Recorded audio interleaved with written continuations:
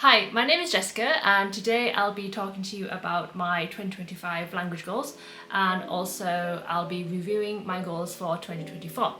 Let's start with the most important language first, and that is German. My goal for German this year was to take the C1 exam, and it actually started off pretty positively. In March I took the C1 prep course. I took a C1 prep course for the Telk Hochschule exam, and I found that course extremely beneficial. It helped me expose gaps in my German grammar and of course my German vocabulary.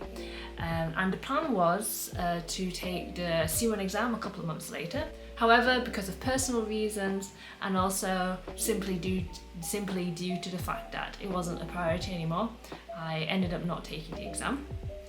I noticed that when I don't actually have a need to take an exam, then I'm not going to do it.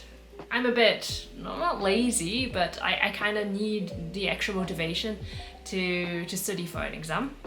And this year, it simply wasn't there. However, next year is going to be different. Next year I really do need to take a language proficiency exam in German because I'm hoping to get my German citizenship, or at least I'll be applying for my German citizenship next year, and to do that I need at least a B1 level. So next year there'll be no excuses. Next year I'll be taking that exam. The one thing that I'm extremely proud of this year is that I have become a lot more confident in speaking German.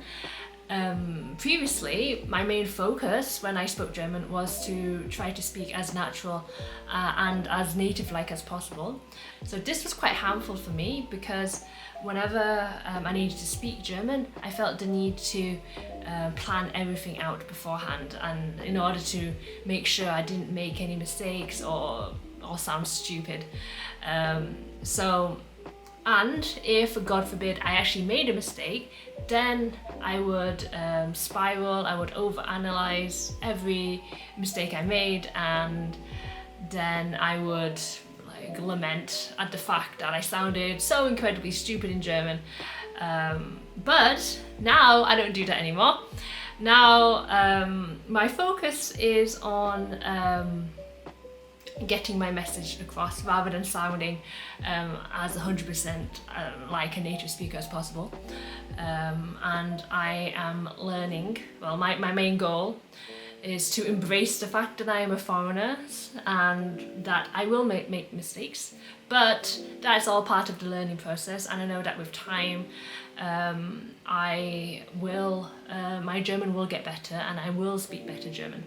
So that's where I'm at right now with my confidence in speaking German. One other thing I really want to focus on this year is to actually incorporate an active German study routine.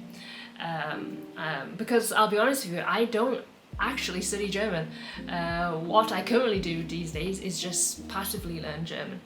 Yeah, so since my German course in March, I've not done any active studying in German, and I do believe that yes, you can learn a language just through immersion. However, because I am not really that immersed in German, although I live in Germany, I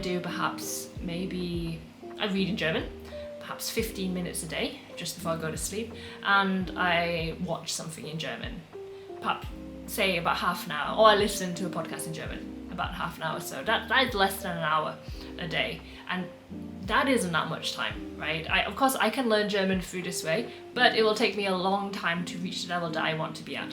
So I really do need to increase the intensity of my German learning, and I actually don't know how I will do this, so this is something else I need to think about, because I've done this before. I've tried incorporating an active study routine for German, but it didn't get very far, so I need to find a way to make it more interesting and make it more engaging for me.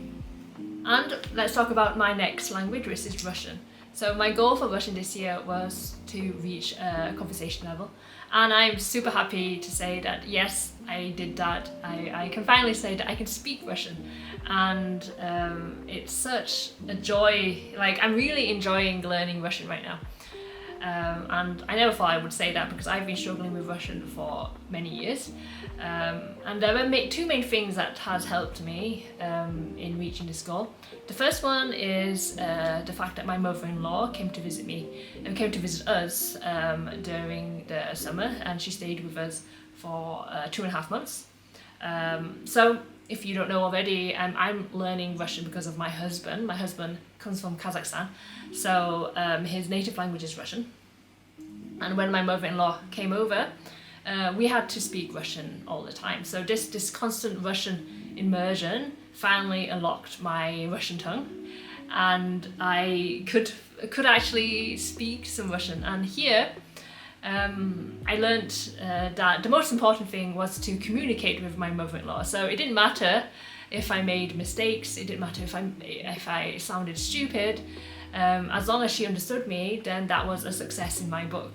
So again, it's the same theme as before, focusing on communication and just embracing the fact I'm going to make mistakes. But as long as that person understood me, then that was the most important thing. So that is what I learned, and I finally got over my fear of making mistakes in Russian. The second thing that really helped me with my Russian is that I signed up for a Russian class. When my mother-in-law left in August time, I still had that motivation to study Russian, and I thought, okay, now is a good time to actually do something with that motivation and to sign up for a course. And I found an in-person language course in Berlin, and I signed up, and I've been going to that course for about 2 months or so now. And it has been so incredibly helpful and so motivating to attend this course, because now I have an actual time to study Russian. I get given homework, I have to study when I'm in the class, so that has helped me to give me a bit of structure in my Russian learning journey. Also, it has helped me in the fact that I don't need to plan my Russian study. So before, I studied Russian by myself, so I used a textbook, and then basically I was just watching YouTube videos and learning through that way, in that way. But now I'm attending a course, so it's a completely different environment. It's more structured, and right now this type of environment has been extremely beneficial for me. It's also been really good to meet other Russian learners, and my Russian teacher is really nice and very friendly. I found it to be a really supportive environment for me to learn Russian. So I'm really happy with that, and I'll be continuing this course next year as well. My goal for 2025 is to reach a B2 level. I think this is actually more manageable now that I'm at a low level B1. I think that within a year or so I could reach a B2 level. I'm not going to be picky, like a low B2 is fine with me, you know. I don't care that much, but so basically a more confident conversational level. Now my next language, which is Chinese. My goal for Chinese this year was to attend a C1 course, and unfortunately that did not go to plan at all. I completely failed this goal. My initial plan was to take the C1 course in September, but that was actually the time when I took my Russian class. So I don't have enough time and resources to do two classes at the same time. So this year Russian was more of a priority. I am transferring this goal for next year. So in 2025 I want to do a C1 course. Hopefully around September, October time, or perhaps in the spring before summertime, or perhaps in summer. Not sure yet, but fingers crossed I will get this C1 course under my belt next year. My next language is Cantonese, and Cantonese is unfortunately my most neglected language this year. I think I perhaps only spoke Cantonese once or so. Well, twice, I guess. Basically not that often. I only really speak Cantonese if I meet the in-laws of my sister. So my sister's in-laws, that's the only really time I speak Cantonese is with them, because they come from Hong Kong. I do occasionally speak Cantonese with my mum, but it's more of a Cantonese English mixture. My mum's heritage language is Cantonese as well, but yeah, it's more of a mixture of English and Cantonese.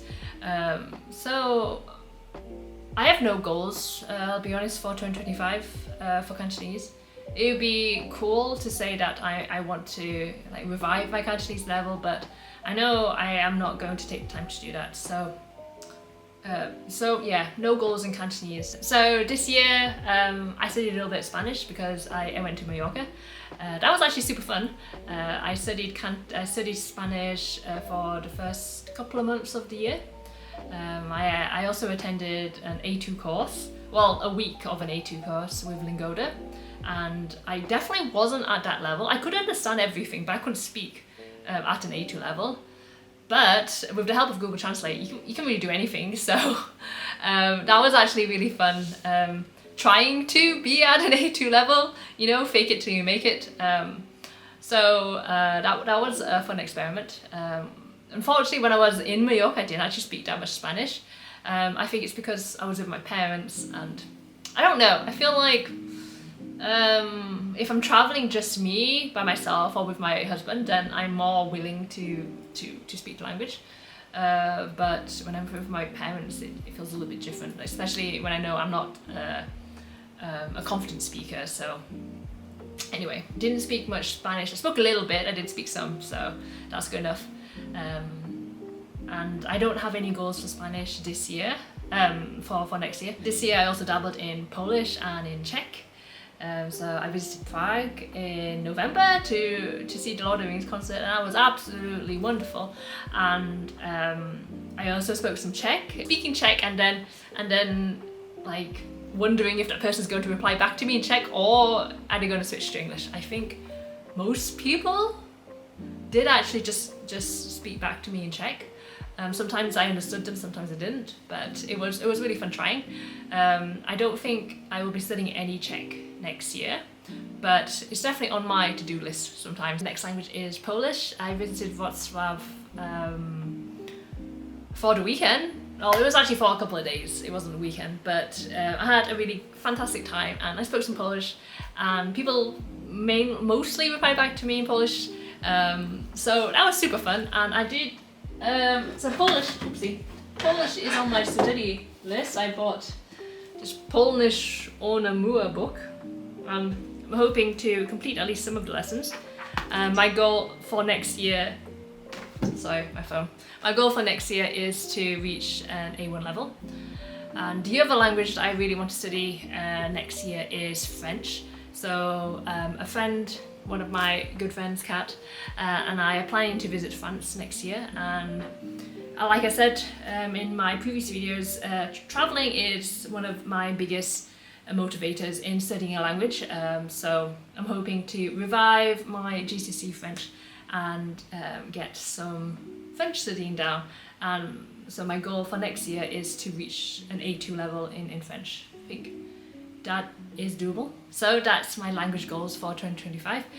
Thank you for watching, and I will see you soon, hopefully. Bye bye.